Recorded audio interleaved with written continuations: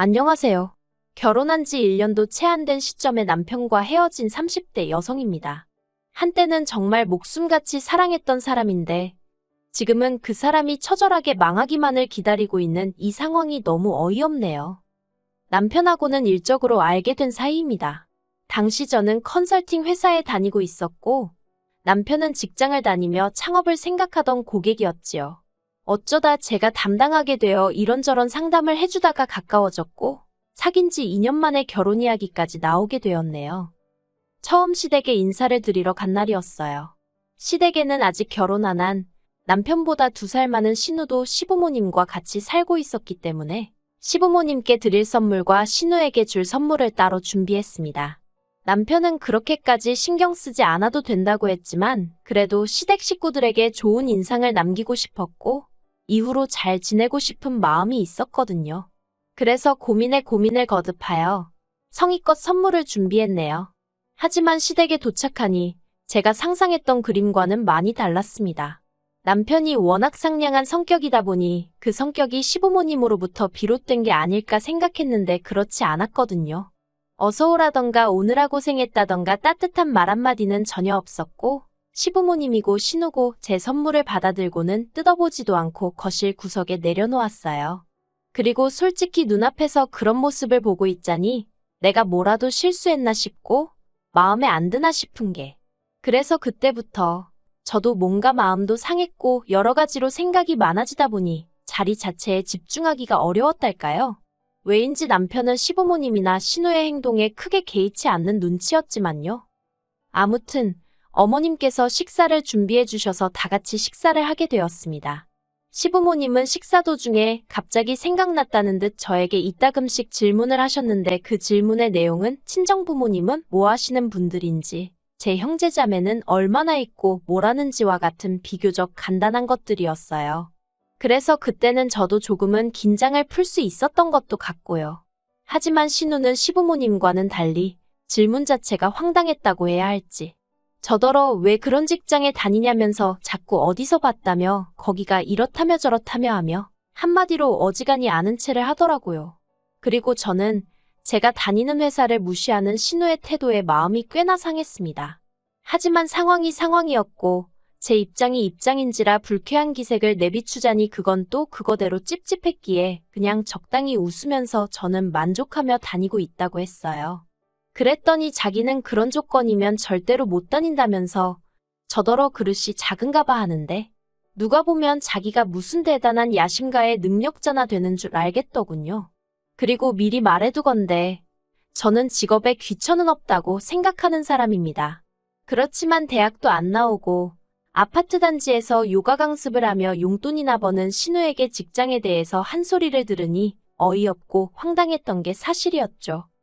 하지만 그럼에도 불구하고 남편과 결혼을 업지 않았던 건 말 그대로 제가 신우랑 결혼을 할 것도 아니고 시부모님도 나쁜 분들 같지는 않았기 때문이에요. 그리고 무엇보다 저는 아이를 좋아하지 않는데 남편은 저보다 아이라는 존재를 더 달가워하지 않았거든요. 그래서 저나 남편이나 아이 없이 서로에게만 집중하며 사는 것에 대해 한마디로 뜻이 통했고 그래서 잘 살 수 있을 거란 확신을 가졌달까요.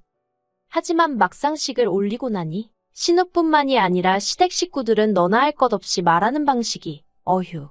상대에 대한 배려라곤 눈꼽만큼도 없었습니다. 한 번은 시이모가 저더러 근데 애는 왜 안 갔냐고 물어보시길래 제가 처음부터 애는 안 갔기로 하고 결혼했어요라고 대답했어요.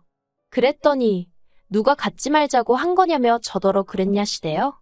그래서 그런 게 아니고 호영 씨가 먼저 그러자 했다 했습니다. 그러자 이모님은 계속해서 당신 조카가 그럴 리가 없다면서 급기야는 남편을 부르는 거예요. 그리고는 너가 왜 애를 안 좋아하냐고 물으셨고 남편이 원래 안 좋아했다고 대답하니까 남편더러 너 이모한테만 솔직히 말해보라며 네 처가 누가 물으면 그렇게 대답하라고 시켰냐고 그러시는 거예요. 옆에서 듣고 있던 저는 너무 황당하고 어이가 없어서 그게 도대체 무슨 말씀이시냐고 물었습니다. 제가 왜 남편에게 그런 일을 시켰겠냐고요. 그리고 그제서야 시이모께선 요새 남편을 지 뜻대로 쥐고 흔들려는 여자들이 많다길래 우리 조카도 그런 꼴을 겪나 싶어서 물어본 거라며 아니면 말지 너는 왜 그렇게 예민하게 나오니 하시는데 더 화를 냈다간 제 꼴만 우스워질 것 같고 그렇다고 가만히 있자니 뭔가 분하고 여러 가지로 짜증나는 상황이었어요. 그런데 거기서 끝이 아니었습니다.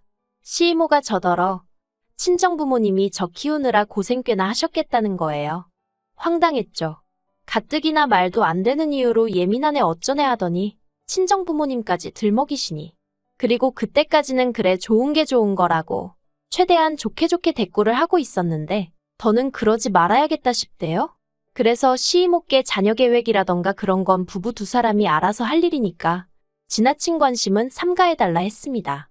그리고 주제가 어떻건 간에 친정부모님 들먹이시는 건 앞으로 안 하셨으면 좋겠다고 어떤 이도이셨던 간에 좋게 들리지가 않는다고요. 그랬더니 이제 또 난리가 났어요. 자기가 무슨 나쁜 뜻으로 한 말도 아니고 그냥 한마디 한 걸 가지고 따박따박 말대꾸하는 건 잘하는 일이냐면서요. 그리고 그땐 정말 더는 뭐라 할 말이 없어서 저도 입을 다물어 버렸습니다. 그리고 이런 식의 대화는 단지 시이모뿐만이 아니었어요. 결혼 전엔 눈치채지 못했는데 어머님의 화법도 이상하시긴 마찬가지였거든요. 시시콜콜한 사건들을 전부 다 이야기할 순 없고 결혼한 지 6개월쯤 되었을 때였을 거예요. 어머님께서 당신 친구분께서 아들 며느리 데리고 여행을 갔다 왔는데 그렇게 좋더라며 자랑을 하시더래요. 그러면서 어머님이 저더러 우리도 여행 한번 가자 하시는데 솔직히 당황스러웠어요.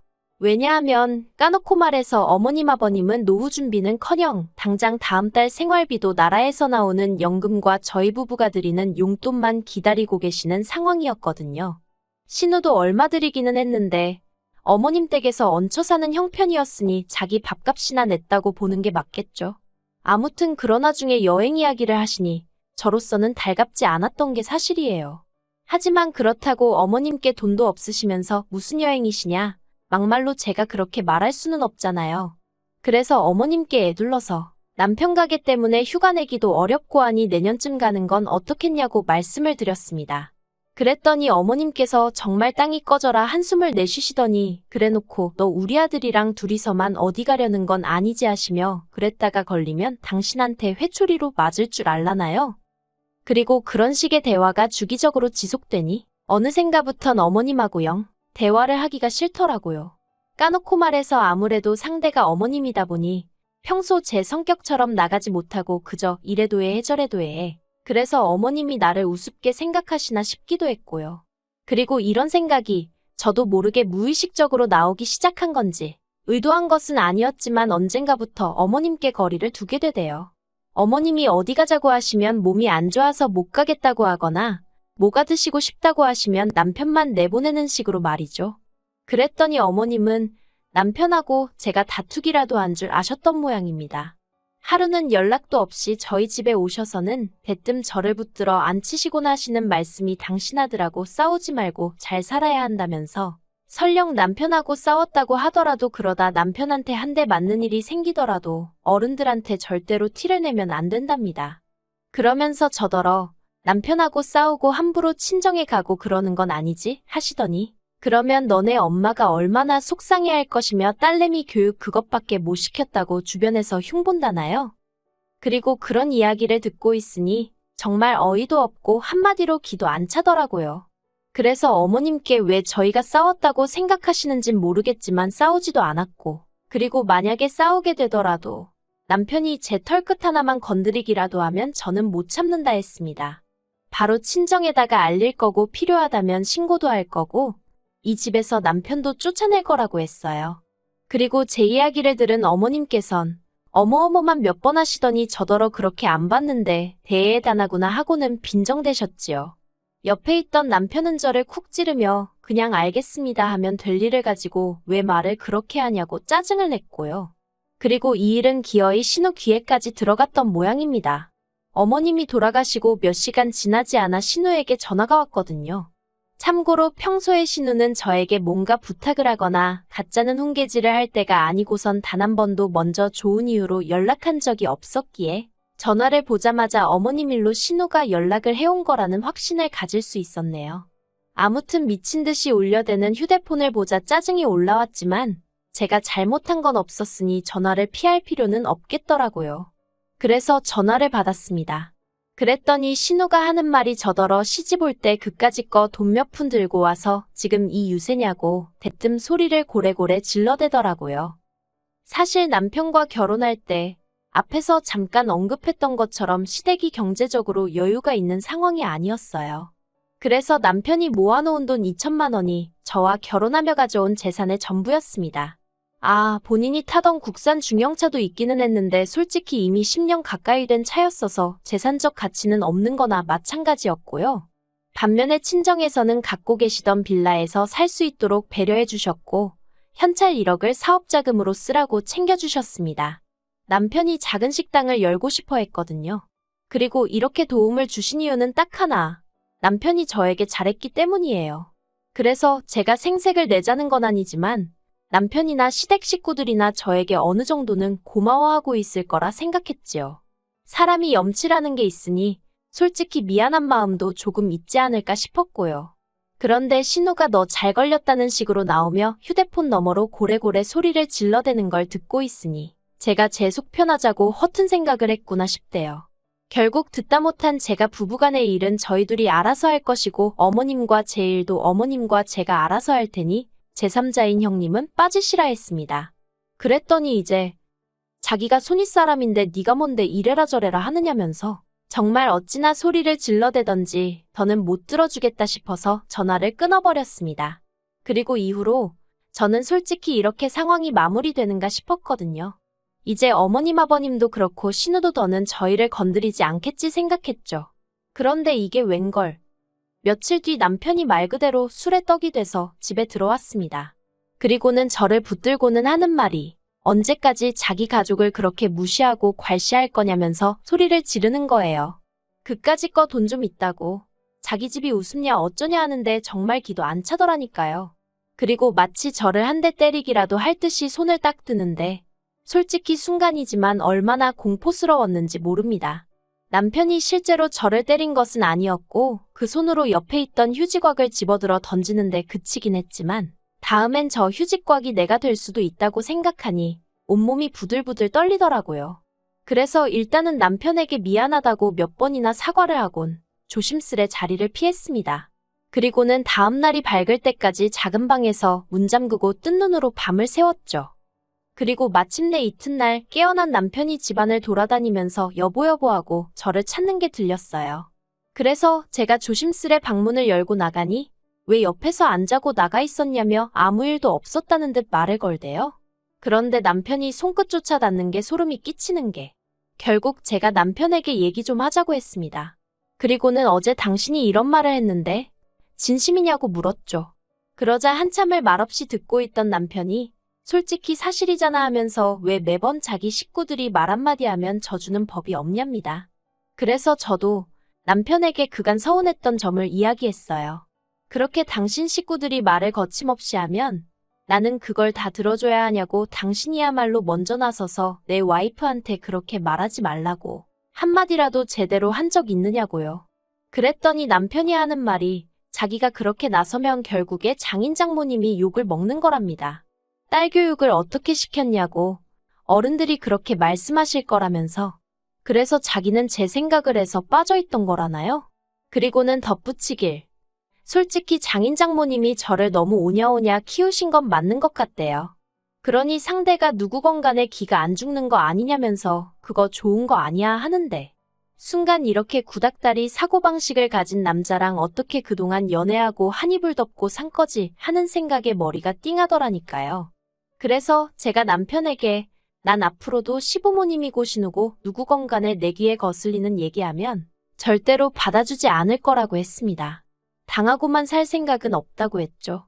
그러자 남편이 씩 웃더니 그러다 어디 가서 한 대 맞아도 난 모른다? 그러는 거예요. 그리고 그 말이 솔직히 너무나 충격적이었습니다. 그래서 남편에게 나는 한 대 맞으면 그날로 당신하고 이혼할 거라니까 또 한다는 말이 그러면 2대 맞을 거라는데 결국 듣다 못한 제가 이혼하자고 했습니다. 그랬더니 남편이 지금부터 맞아야겠네 하면서 옷걸이가 어디 있지? 그러는데 정말 소름이 끼치대요.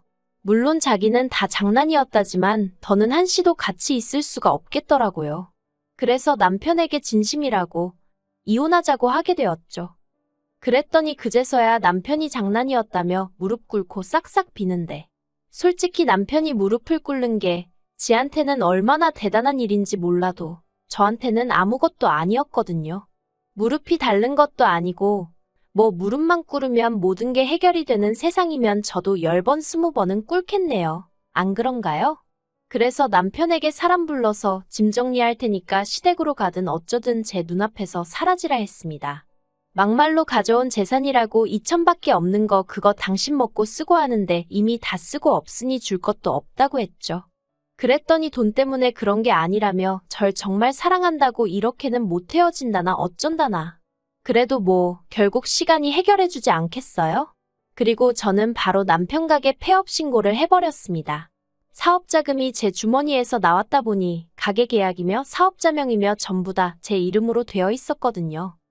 그랬더니 이제 말 그대로 난리가 났어요. 남편은 저를 고소하겠네 어쩌네 하는데 할 테면 해보라 했습니다. 막말로 헤어지는 마당에 제가 남편 먹고 사는 것까지 못하러 신경을 써주나 싶었으니까요. 그래서 돈 있으면 변호사 사서 덤비라고 했어요. 나도 최선을 다해서 붙어주겠다고요. 그랬더니 이제 또 무릎을 꿇대요. 자기가 망했으면 좋겠냐면서 아름다운 이별을 하자던가요. 어이가 없어서 돌아서면 남인데 무슨 아름다운 이별 같은 소리하고 앉아있다고. 너나 실컷 아름다우라 했습니다. 어휴, 쓰고 나니까 속이 시원하네요. 저는 남편이 정말 쫄딱 망해버렸으면 좋겠습니다. 돈 가지고 유세 부리지 말라니 그런 생각하기 전에 최소한 고마운 마음이라도 먼저 표현하지 그랬냐. 그러면 내가 너 뒷바라지 더 열심히 해줬을 텐데. 원래 뿌린 대로 거두는 법 아니겠어요? 어디 한번 잘해보라고 말해주고 싶네요.